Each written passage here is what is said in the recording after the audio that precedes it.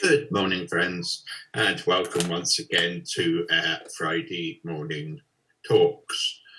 We are due for an interesting talk this morning by David Saunders on the continuing views on alternative energy. David. Yeah, thank you, Ray.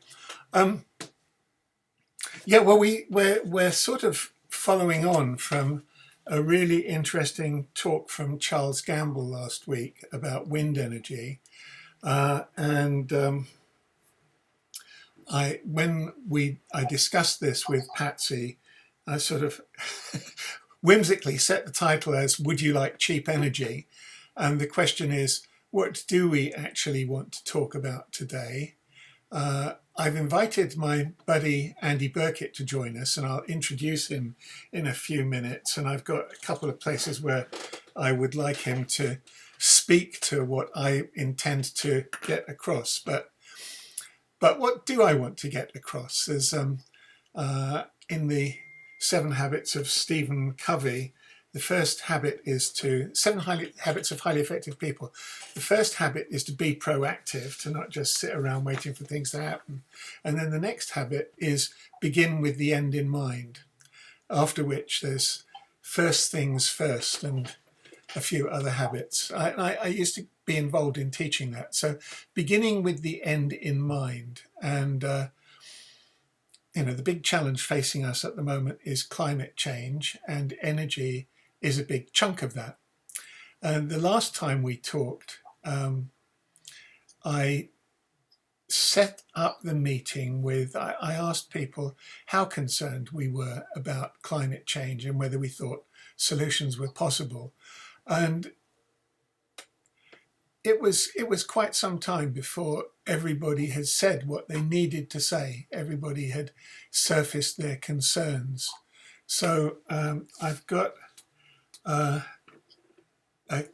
some quick numbers that I want to take you through, which I hope will get us thinking in a different way and in some ways alleviate concerns, perhaps create other ones.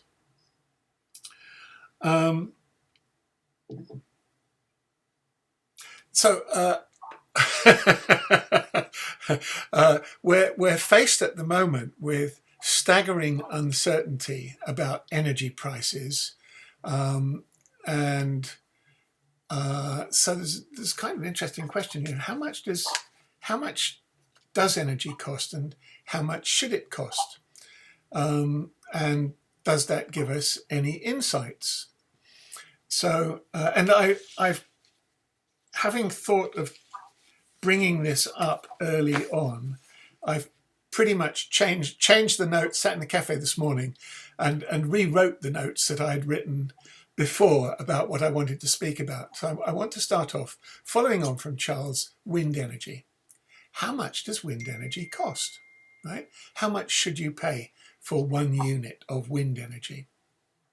That would be kind of a good starting point, compared with, say, what you're paying for energy now, what the government is going to allow the energy companies to charge you, what Gazprom would like to get paid for a unit of energy, and so on.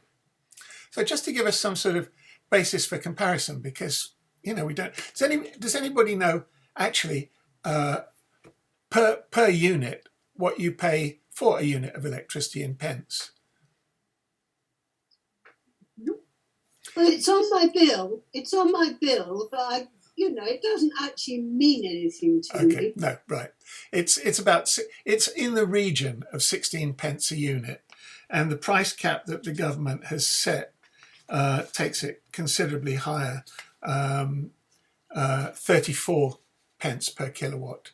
So potentially the cost of your energy could double there. But that's a cap. That's just the maximum that you can be charged. Doesn't mean to say you're immediately going to be charged that. So let's take this back to wind and see if we can get some basis for comparison. So the starting point for the cost of wind energy is, how much does it cost to put up a wind turbine, and how much electricity do you get from it? And you ought to be able to divide the one into the other and get a number. Perhaps cost per year of the wind turbine. Well, it costs about £1 million a megawatt to put up a wind turbine. Charles's turbine is either costing about 4 million and it's 5 megawatts, or it's costing 5 million and it's 4 megawatts. But it's in that kind of ballpark. So equally, £1,000 a kilowatt, or £1 billion a gigawatt. And gigawatts are kind of fun. We've got about 14 gigawatts of wind energy. So we've got about £14 billion worth of, I may be completely off on that number, but we've got at least 14 gigawatts of wind energy in the North Sea. So £1,000 a kilowatt, and a wind turbine might last for 30 years. Now, I'm going to cheat and say it's going to last for 33 years, because if you divide that 33 into £1,000, you need £30 a year to pay for that wind turbine, right? I'm writing £30, or 3,000 pennies. Well, gosh, that's interesting. The next question is, how many kilowatts of wind how many kilowatts of electricity do you get out of a wind turbine? You try and put it in a good place where it's going to be windy most of the year. The most wind you could possibly get out of a wind turbine. Does anybody know how many hours there are in a year? Oh my God! No, it's one of those numbers that you either know or you don't. It's multiplied by 24. Well, yeah, it's an interesting number. It's 8765. If you take 365 and multiply it by 365.2244, which is the length of a year in days, and multiply it by 24, it comes out around 8765, which is a lovely number. But the wind doesn't blow all year, anything like, and in fact, instead of 8,000 hours, you're lucky. Hattie? Just multiply 24 by 365.22. No, how many minutes? 3 points. How many hours? And what are you getting? Well, certainly not 8765. Aren't you? No. Gosh. I'm glad someone did it. Well, a calculator with me.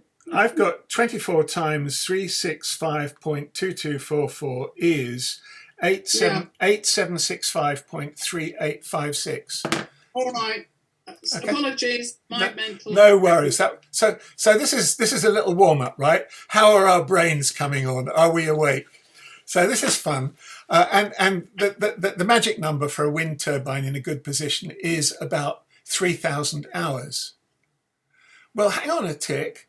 The number that we just worked out before was £30 a year, or 3,000 pennies, is what we need to pay for the wind turbine, and we're getting 3,000 kilowatt hours out of the wind turbine. So this is rather an easy one. I want you to see if you can divide 3,000 pennies by 3,000 and come up with a number, and the answer is it's a penny. Mm-hmm. A unit of electricity from a wind turbine. Now that's ignoring finance costs. If your finance costs were 5 or 6%, that penny could double to twopence, which would be really upsetting if it was like 16 pence a unit doubling to 32. But if the fundamental underlying cost of your wind energy is a penny a unit, and you have to double it to handle the finance, it's gone up to twopence.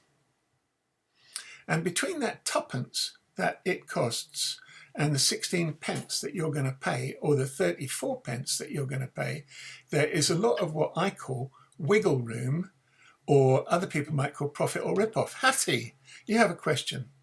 Maintenance costs. Yeah. Yeah. Absolutely. But the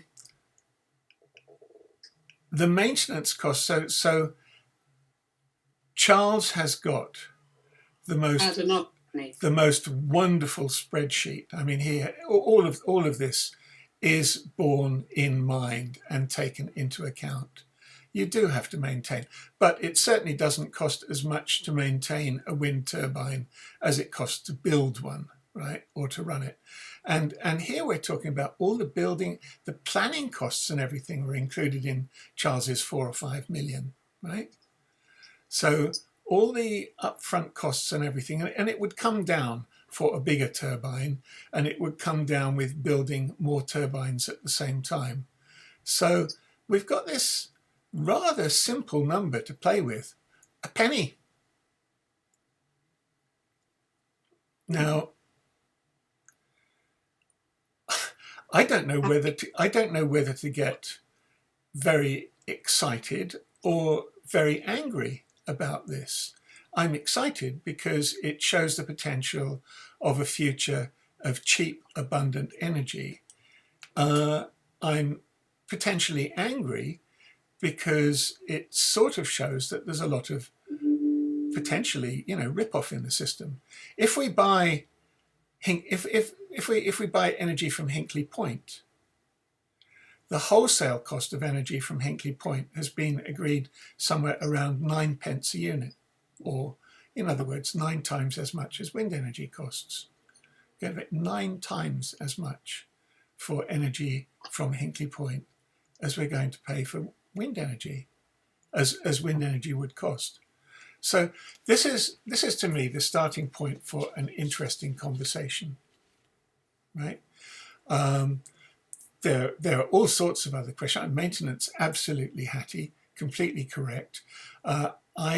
When we have worked with solar energy, we have tended to put in something like 15% per annum as running costs. So you add, so it becomes penny halfpenny or penny farthing, but it doesn't become tuppence. It only becomes tuppence if you have a high interest rate for the finance that you use to build. And it's like over 30 years, you would have paid 30 pence for the energy. So if we're going to start charging people 30, 40 pence a unit for energy, then the first unit that you pay for actually pays the whole lifetime cost of that wind farm, of that wind energy. So it's like after year one, after you've paid this incredibly high price in year one, we should have free energy forever after. Amen, almost, until it's time to rebuild the thing and pay a little bit more in the first year. So this is why it makes sense. This is why, to me, it makes sense for communities to be involved in conversations about energy, because we are paying a huge amount for the juice of life. And we could be, energy costs factor into everything. We're hearing that if energy costs double, hundreds and thousands of businesses will go bankrupt, right? So the cost of energy is a huge factor in the cost of everything that we do, everything that we buy, including, the cost we pay for transport. By the way, corresponding number, and just for a bit of a guide, what about a barrel of oil? How much energy do you get from a barrel of oil? And you get about 1,700 kilowatts. And OPEC want to keep the price up at $100 a barrel. They don't like it when Brent crude sells for $30 or $40. And at $100 a barrel, that works out at 5.8 cents per kilo. Of course, there's costs of that's just the cost of the barrel. There's other costs in making the energy, but just the oil cost of energy from oil is 6 cents a unit. That's obviously going to get doubled before you get it and more. But so the people who are selling us oil want 6 times as much money as the fundamental cost of wind energy. Can you see why the OPEC countries are worried? They know these numbers, and they know that the days of fossil energy are limited. And we know these numbers, and we know that we want to limit the days of fossil energy. we're looking at it from the other side. Well, hang on a minute. We talk about we, but the Tories are just going to, start having fracking as a legal thing. So who are we? We Quakers, yes. Not we, the government. Well, I'm thinking, we, the not so aware of energy prices, energy purchasing public, right? Yeah. Nearly everybody is buying energy one way or another, sometimes 2 or 3 times over if you've got businesses and other premises. But we're all buying energy. And the more we become aware of what the possibilities are, the more we can do stuff. So, and so this progresses. I mean, you're absolutely right. There's a discussion about allowing different forms of getting energy. There's discussion about more nuclear, fracking, biomass. All of these things are discussed by governments and end up in policy. And we've recently had a Labour Party conference which has come up with some quite interesting stuff that I think is worth introducing in a discussion. So what I had in my notes was begin with the end in mind. Would you like cheap energy? That we segue from Charles and talk about the fundamental cost of energy with wind. Oh, let's just add in solar for a moment. Solar panels cost about 1/3 less for a megawatt, 1/3 to a half less. But you only get, in effect, 1,000 hours of sunshine instead of 3,000 hours of wind. So solar energy ends up costing about 50% more than wind energy, but it does have the glorious advantage of being able to have it on your roof or to have it nearer and not being noisy and all those things. And if you can have it on your roof, then you avoid all the network charges and you could be paying a wholesale price for solar from your own roof and not paying anybody a retail markup. So there's very good reasons for considering solar as being cheap and a good price. But again, it's cheap. You're talking about tuppence a unit for solar energy, penny a unit for wind energy. Gosh, aren't all those cheap? The cheapest energy we have been having is gas energy. Around 5 pence a unit is what we normally pay for it.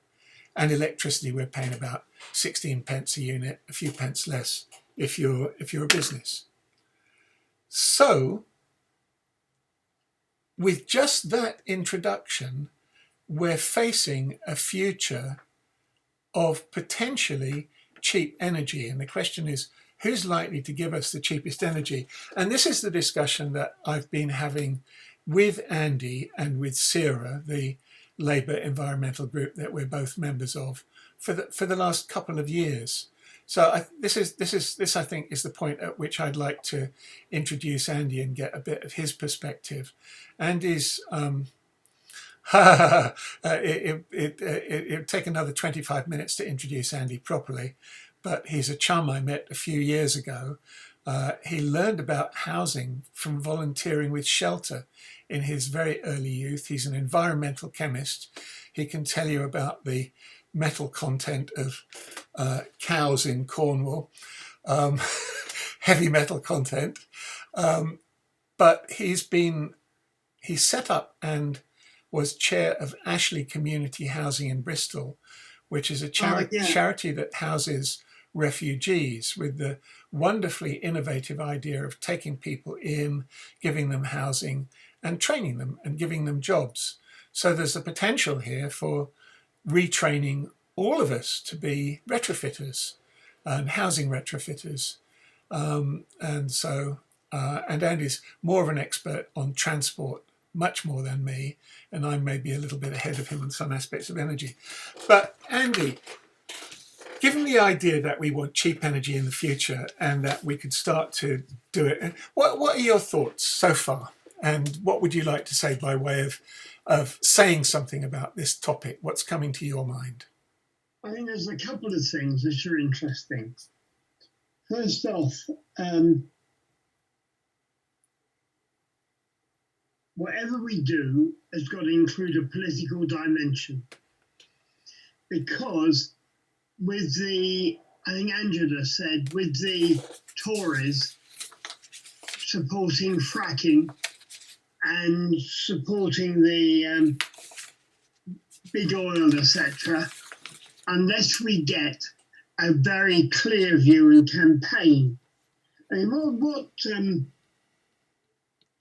did interest me was just before Lynn Truss departed, there were Tories who said they were against fracking, but were only voting on the fracking bill because they wanted to remain in power to vote Truss and her acolytes out, which I thought was very interesting, because apparently if you lose the whip, your letter saying we want Truss to go and your vote that doesn't happen. So what they did is they all made a comment that they didn't agree with it, even though they voted for it. Now, there are dangers with that, and I always think people who play games with voting, you've got to be very, very careful. Anyway, but I think there is a mood change. Secondly, I'm talking to Ed Miliband the other day. He was actually convinced there is now a cross-party majority against fracking. Anna believes that we really have to do something about changing the way we do oil. Now, having said that, I want to take you back to the late 60s, early 70s, when I was involved with a thing called Project Sabrina. Sabrina, for those who don't know, is the original Latin name for the River Severn. So that was the River Sabrina. And we had a Sabrina project, which was all about having a barrage across the Severn to produce energy. Now, all the figures added up.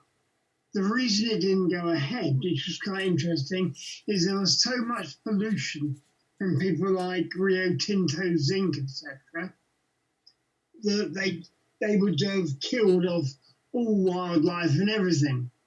However, Rio Tinto's gone, a lot of the river's been cleaned, but now there's another interesting thing to bear in mind. So I just wanted to put that on the table. When we talk about wind and tidal and solar power, unless we sort of think about how we do barrages, and people are getting very worried about will there be anything of the Somerset levels left? Will there be any Somerset levels left anywhere if the Greenland ice cap melts? So that's your one big issue. Now, apart from that, there are things happening which 5 years ago weren't happening. So if you go to Clevedon, there's now a very active Clevedon wind farm group. There are solar groups. A friend of mine who's a dentist in Devon and has got about 800 acres of farmland, has got complete solar energy on his land, which produces all his energy for his farms, house, and dental surgeries, all from solar. He doesn't get anything off the grid. What the other issue which is coming, when people talk about solar and wind, they talk about how on earth we're going to store it. So one big issue has got to be, we've got to begin to think about how we improve batteries and storage of energy. Because, you know, as everyone knows, the solar power generates more in certain times of the year, wind other times. So there's a lot of work still to do. But what I'm convinced about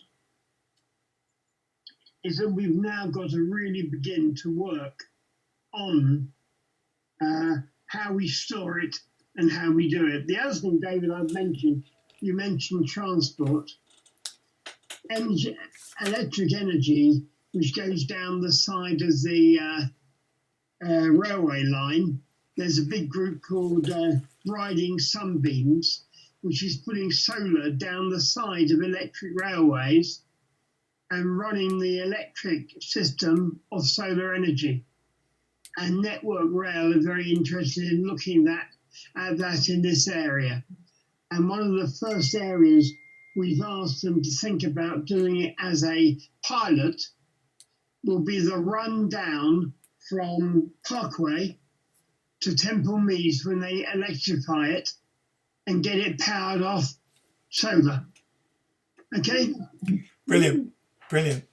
Yeah, there's the same is also potentially true for roadways. You could have solar down the sides of roadways and on roads, and potentially charging cars inductively, so that you have one lane that you drive. You can now have it that you don't plug your watch or your phone in. You just put it on top of a little charging pad, and it picks up the energy.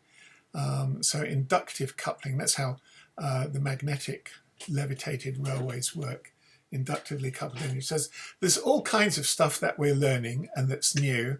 Andy just sent me some articles about quantum batteries charging faster and the cost of hydrogen storage coming down.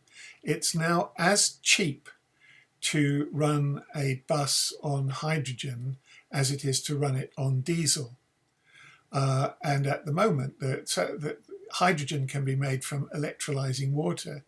And if you have spare wind energy at a penny a unit, it sort of stands to reason that you can make hydrogen fairly cheaply. And we store gases. One of the numbers that gases are relatively easy to store. And in Europe, Germany, for instance, has enough gas storage to hold a winter's supply of gas for heating.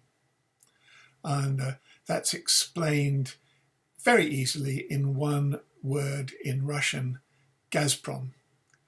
That is to say, Russia could, if Russia cut off Germany's supply in the middle of a cold snap in winter, they would be in a very difficult situation. So they have a strategic storage of a winter's worth of gas. And thank you, Hattie. And so we have the same possibility here, that we could store gas under the North Sea, and Centrica just shut down our North Sea methane storage. And the methane storage could be swapped for hydrogen, but Centrica shut it down because, of course, it wasn't making a profit. But if you're a government, and this is why Andy says we have to look at the political elements, we have to look at security as well as pricing, and we certainly have to look at what kinds of energy supply are going to be the cleanest.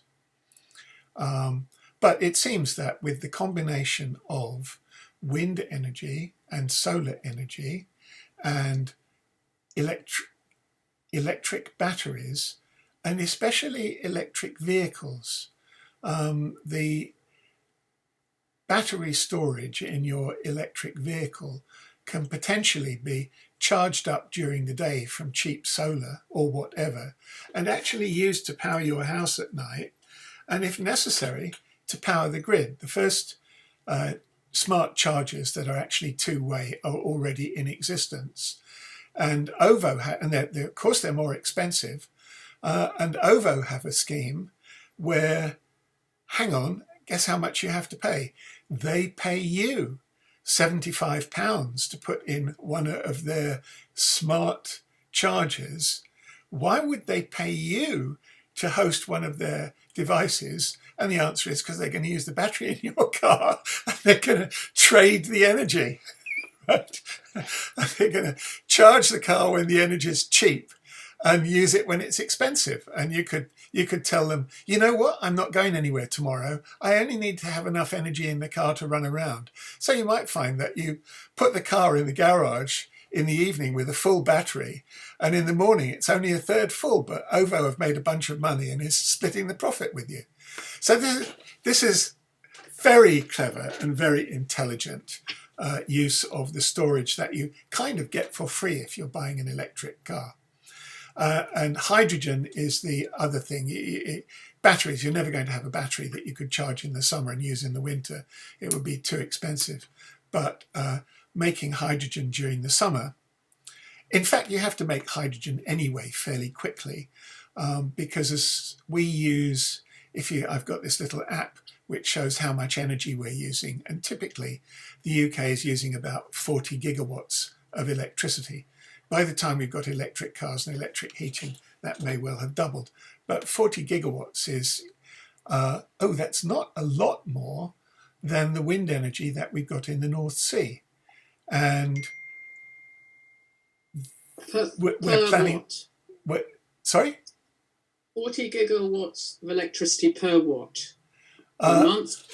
Per country. Instantaneously. So right now, you might be using the monthly figure is in kilowatt hours. The actual amount of energy is that we use is kilowatt hours. We get paid if you use a whole kilowatt for an hour. A kilowatt means 240 volts, and at 4 amps is roughly speaking a kilowatt. And an electric kettle is using about 3/4 of a kilowatt if it's running at 3 amps. Is that right? Or are electric kettles electric kettles are 3 kilowatts. So the voltage doesn't change, but you take more amps out. You're sucking more amps, up to 13 amps. That's what we fuse our sockets at. So 13 amps times 240 volts is just over 3 kilowatts. So a 3 kilowatt kettle won't blow your fuse. The mind goes, this is the sort of thing that kids go crazy about when they're learning about electricity at school. Is it over time? It's instantaneously. It might be an incredible amount of power, but it's only if you keep using it for a long time that it adds up to a lot of energy and a lot of coal burned. So yeah, instantaneously, we typically are using about 40 gigawatts of energy. I have this sweet little app, Grid Carbon. And if I put it, it's got a graph. You can see that graph. That top fat blue band is showing that we're using gas. The quite thick green band underneath is wind energy.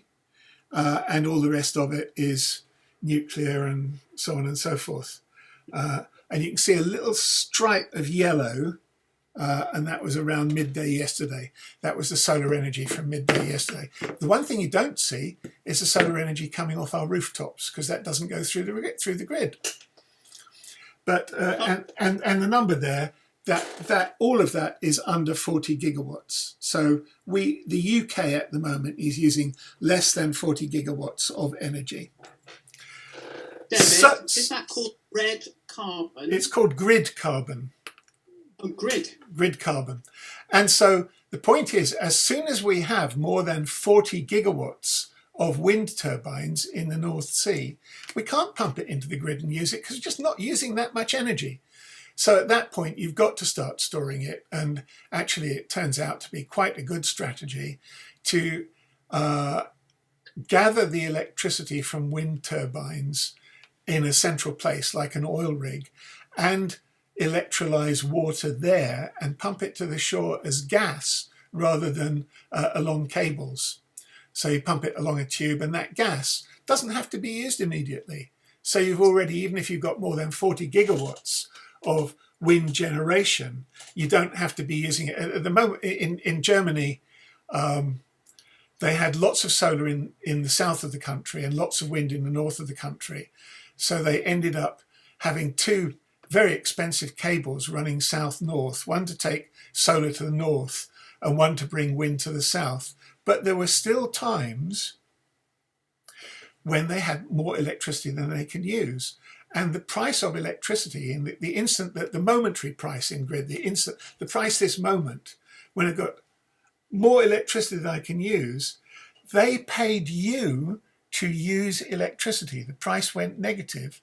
So there were people setting up factories full of electric kettles because you would be paid to boil the water because the energy cost was negative.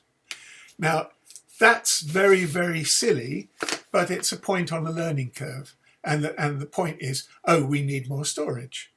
But if you're being paid to take electricity for the grid, that's great if you're storage, because I get paid for the electricity that I use to fill a battery, and then I can be paid to discharge the battery into the grid at the time that we need it. So this is why we are starting to introduce things called smart meters, and to have tariffs which are called time of use tariffs, where the electricity is cheaper at non-peak times, off-peak times, and more expensive at peak times. And that too can help pay for a battery. So all of these things. So there's a question in all of this. Who are the people who will benefit most from cheap energy? It's obviously us. Who are the people who would benefit most from selling it at a big price? Businesses. Who on earth should be generating our energy? Now, in the past, it couldn't be us. We had these big central coal-fired power stations, but we have one possible answer is we as communities could generate energy. Businesses could generate energy. We could have a national energy generating company, and that is part of the plans that emerged from the recent Labour Party conference. And of course, our municipalities could generate energy.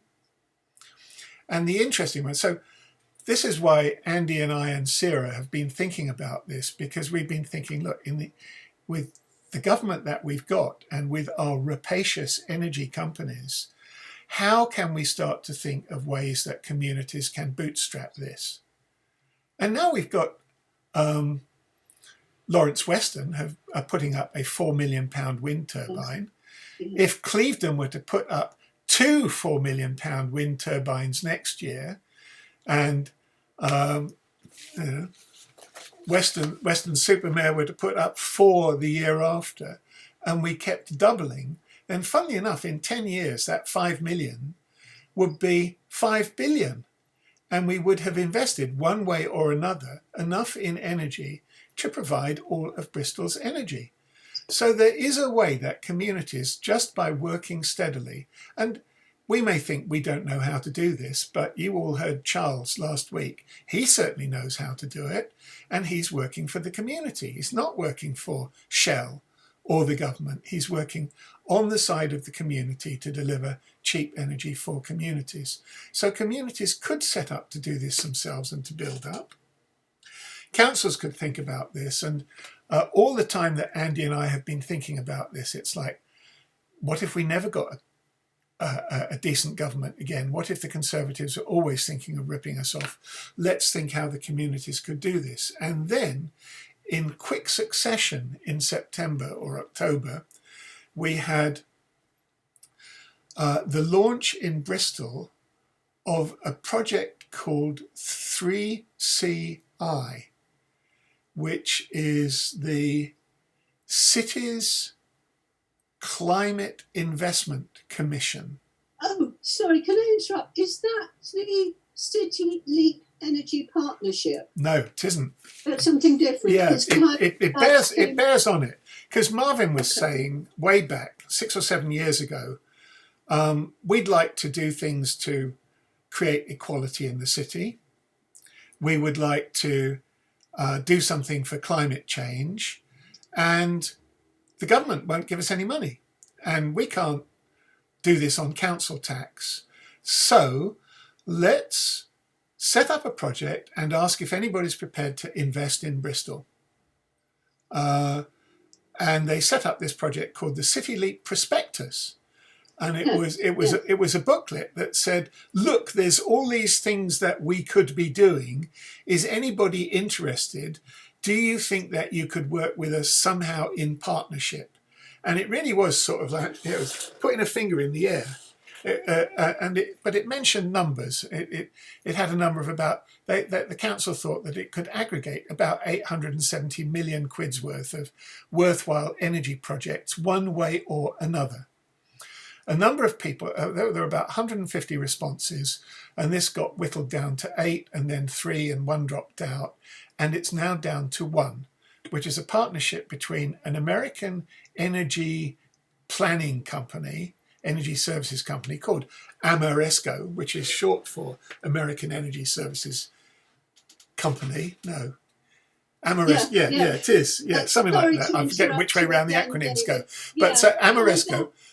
Can I just say, my dad gave my local Labour a presentation about it, and I don't understand it completely, but it sounds really interesting, David. I agree with you. Yes, I've been to a few of these, and they're in partnership with Vattenfall, Vattenfall is Swedish for waterfall, and Vattenfall are the Swedish national energy company, and they are quite experienced at doing district heating systems.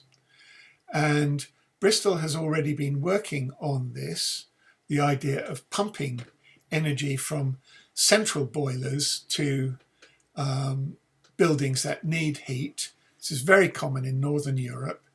And the point is you can do it more efficiently than a building doing it on its own.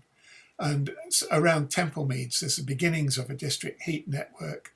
And there are already council apartments where people are buying heat separately from electricity, just in a way like you used to have the gas as in a separate place on your energy bill. So we are selling people heat as a service, and Vattenfall are coming in to expand this with the idea that the heat that is sold to buildings is cheaper and greener. And City Leap will be extended in various ways. At the moment, a contract is being signed with a commitment to raise and spend 424 million, with the hope that this will end up being $1 billion spent towards decarbonising Bristol. So on the strength of that, other cities have said, gosh, that's clever. Could we do that? And around the time of COP26, Marvin was saying, well, the government obviously aren't going to do this. The cities are going to have to. So they set up 3CI, and 3CI, the Cities Climate Investment Consortium, identified £500 billion worth of investable climate change projects, mostly renewable energy, and is currently looking to find £206 billion, right? Whereas it would cost about $5 billion to decarbonise Bristol, its energy, another 5 maybe to decarbonise its transport. So this is enough, that's 10 billion. So this is enough to do all the other big cities, including London. And that came out, Hattie, you said something, you were unmuted. Yeah, sorry, it's quite difficult to distinguish billion and trillion when used in speech. Yeah, okay. Trillion... Billion and... A billion is a huge amount of money, and a trillion's a whole lot more. Our former Chancellor, Phil Hammond? Known as Spreadsheet Phil, he'd figured out it would cost about 1 trillion, 1,000 billion, to decarbonise the United Kingdom. And it's probably at least half that. But to do it properly, as soon as you start talking about 6 metres of sea level rise, then you're talking about shifting all your coastal cities or having barrages, and that's going to cost a bob or two. So these monster numbers come to mind, but as you have already seen, you can get £1 billion worth of wind energy on the strength of charging people tuppence a unit for the wind. right? So we spend lots and lots of money on wind, on energy. And if we can find projects with a good financial return, that financial return can either go in profits or it can come in terms of reduced energy costs. In an ideal world, it would probably go in both of those, but we would have businesses that were community co-ops rather than PLCs, and the co-ops would be bringing investment into our communities, putting surpluses into community development. And that's the dialogue that I think that we should be having over this next year, or over the next 10 years. I think that there's one group that are uniquely good at doing dialogues, which is the Quakers. We have a sort of governance system that lends itself to cooperatives and cooperative thinking and consensual democracy of one sort or another. And it might be that we can convene the groups who could bring all this about. So that's more than covered. And I have a last item on my thing, which is war and peace. And the point is, a lot of the wars that we have are coming from oil-rich countries who have more money than sense and are persuaded to spend their money on weapons, and weapons get used for destruction. So, we've got a country, Russia, that derives 60% of its income from energy sales, and has ambitions to take over as much of Europe as it can bomb into submission. If we were making our own energy, then they wouldn't have as much money to spend on weapons. And having cut supplies of gas into Europe, Russia supplies about a sixth of the world's natural gas. And Europe's gas reserves are full now. So Russia has stopped supplying gas, and the world's doing okay without it, because we're starting to use less energy, because less fossil energy, because we're using more renewable energy. So we can live without that energy from Russia, and Russia knows that. And the OPEC companies know that the fossil fuel game has to end, and that countries will become more self-sufficient. I think countries could potentially be more peaceful, because if we're self-sufficient, we don't need so much to think about, is there anybody I can go and pillage or loot if I've got all the things that I need? So I think there is a big link between energy self-sufficiency and peace, and a big link between having vast stocks of energy that you can sell and being a bully. So all sorts of reasons for wanting to become self-sufficient, and room for a discussion about whether communities do their own energy or it's a partnership with between our cities, or in fact the Ed Miliband and Keir Starmer at the Labour Party conference were saying, we're going to have a national energy generating company, we're going to double wind, we're going to triple solar, that's double onshore wind, we're going to quadruple offshore wind. That would pretty much make us energy self-sufficient. And they're saying this builds on what the cities are doing, and there's an opportunity for the biggest ever collaboration between government, business, cities and communities.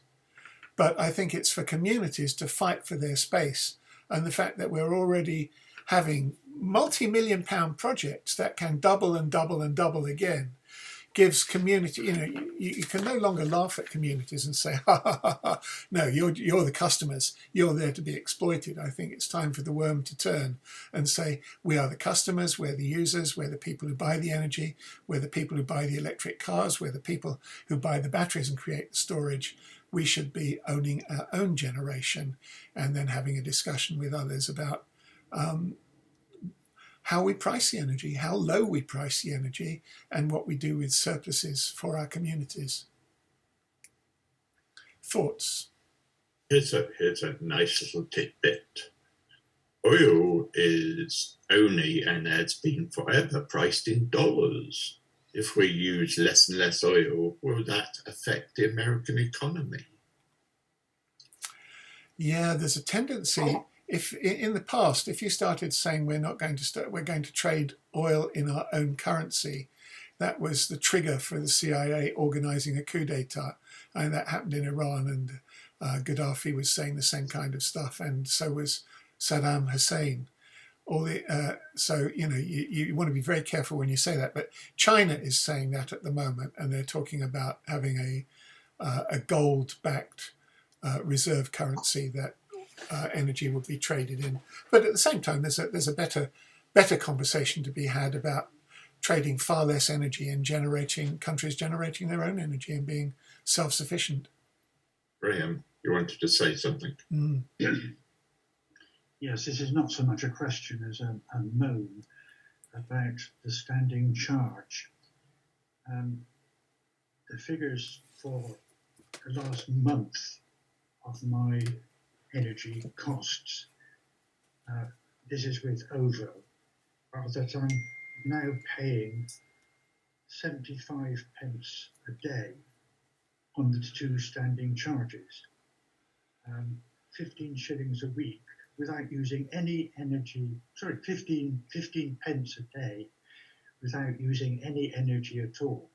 And I gather that this is caused by the number of retail energy suppliers who've gone bankrupt and the costs of the transfer to other viable firms having to be made up, and they just increase the standing charge. I hope that one day this will go down.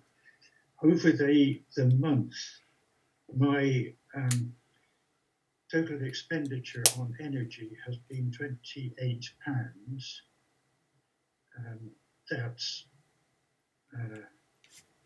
£7, nearly £8 on gas and £20 on electricity.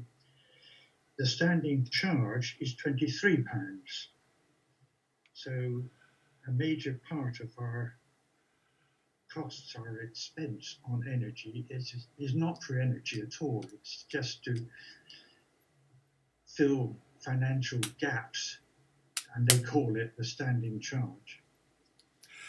Yeah, it's a very valid moan, and in part it's because of energy privatization and the profits that the networks make. At some point, somebody said, look, the charges we're making for electricity bear no relation to the cost of generating it. I mean, what's going on here, right? So they said, oh, oops, you're right. Brackets, that's because we're making so much profit, right? So if you, Western Power Distribution, which was recently bought by Centrica, has only £600 million a year running costs, but it has £1.6 billion a year income.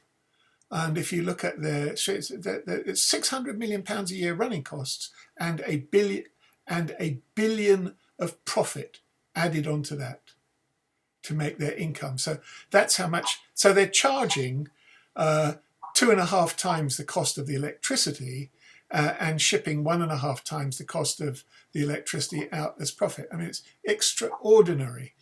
And so what they did was they split out the energy cost to try and make the cost per unit look somehow reasonable, and everything else got dumped into the standing charge. So the standing charge is so high. They have all these explanations about environmental costs and the cost of the network and all of that stuff, but it's basically that's where they bury the profits. And if you want to have every reason to have a moan, if I were you, I would go and clean up my pitchfork and gather with 1 million consumers outside Ofgem and say we are being ripped off for energy. But actually, you know, the chance is to vote in a new government and rethink this whole system, and that's desperately needed.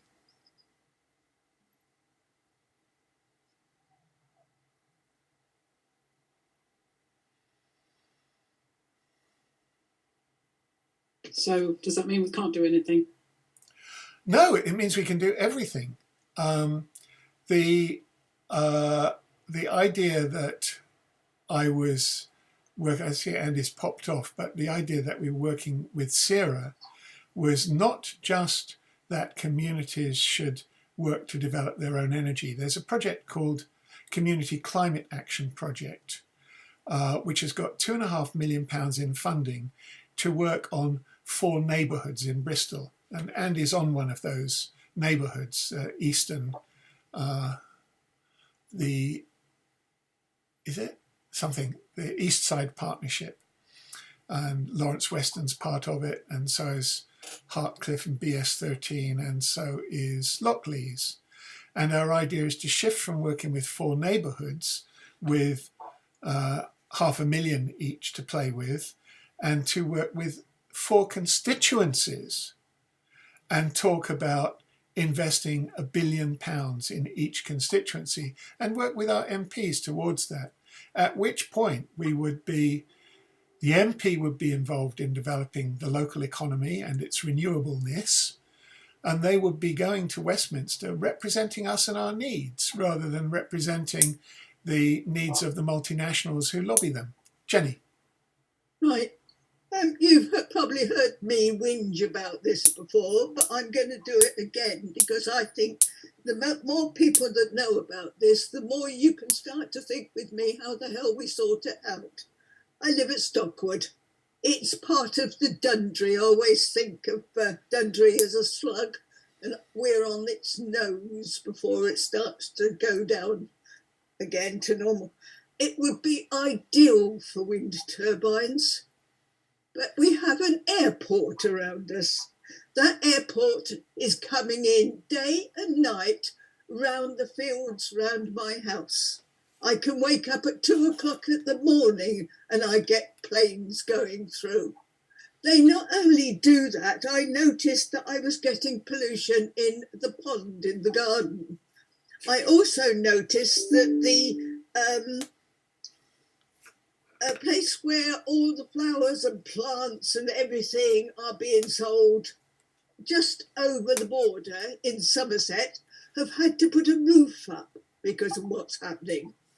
And as the planes come in, if they are worried about an accident, they drop their excess fuel on top of us.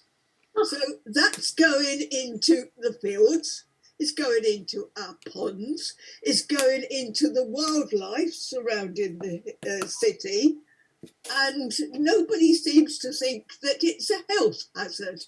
And I think it very probably could be. That means it's covering Chew Magna water, the lake, as well as all the environment surrounding the city. Well, I think it's about time we asked for planes to be developed in such a way they never do that, but also to get wind turbines surrounding our city because we have the wind, the ability to pick up a terrific lot of wind coming up the channel, and that economically could be used to save so many families that are struggling.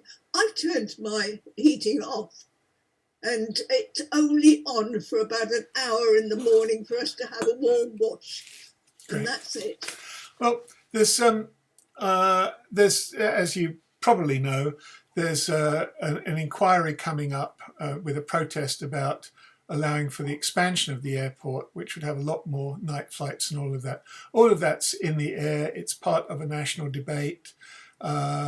Flights are a big part of energy use. The fuels, airlines don't pay any tax on fuel at all. That's why it costs 150 quid to go to Edinburgh, return on the railways or whatever, and 30 quid to go to Spain by EasyJet.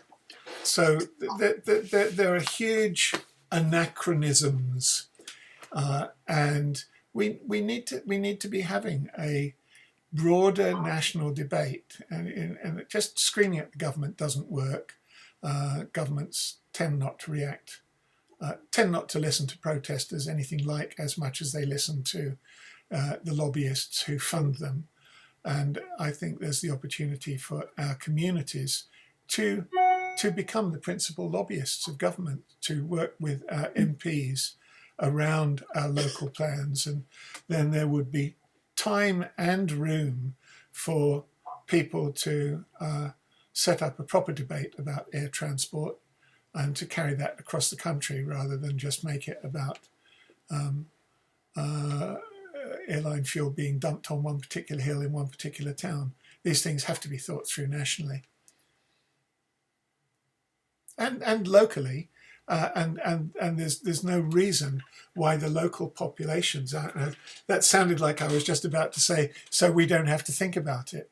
But the point is, we do have to think about it. We have to think locally. We have to think globally, and then we have to act globally, and we have to act locally.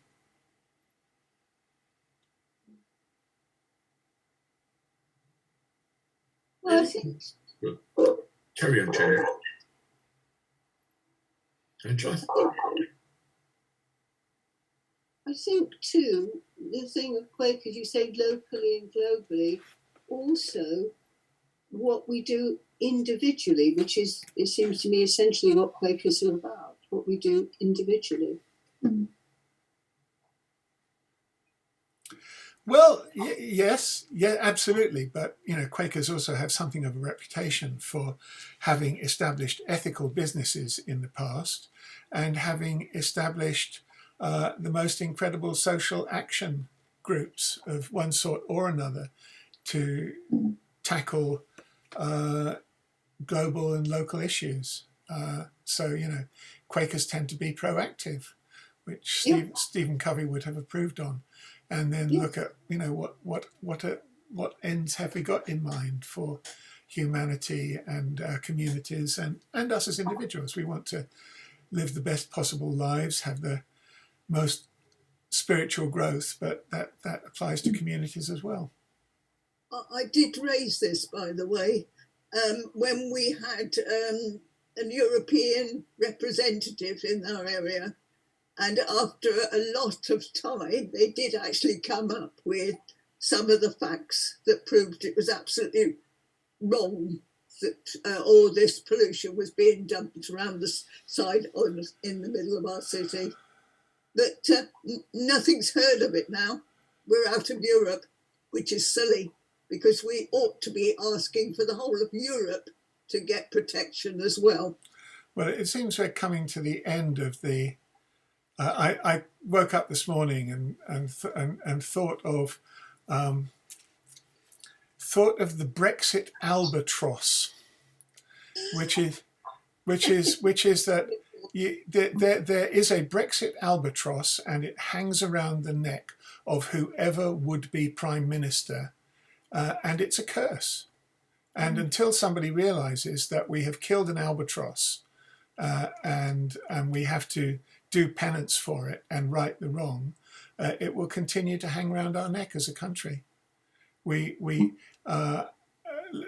will say this for Tangam Debonair. I asked a question about leaving Europe, and she said, how can you solve global issues when you turn your back on your friends? She put it as simply as that.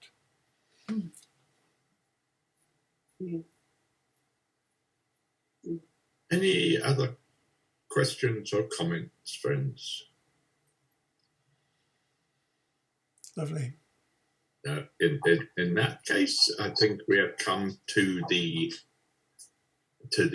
point in today where we depart and go our separate ways. But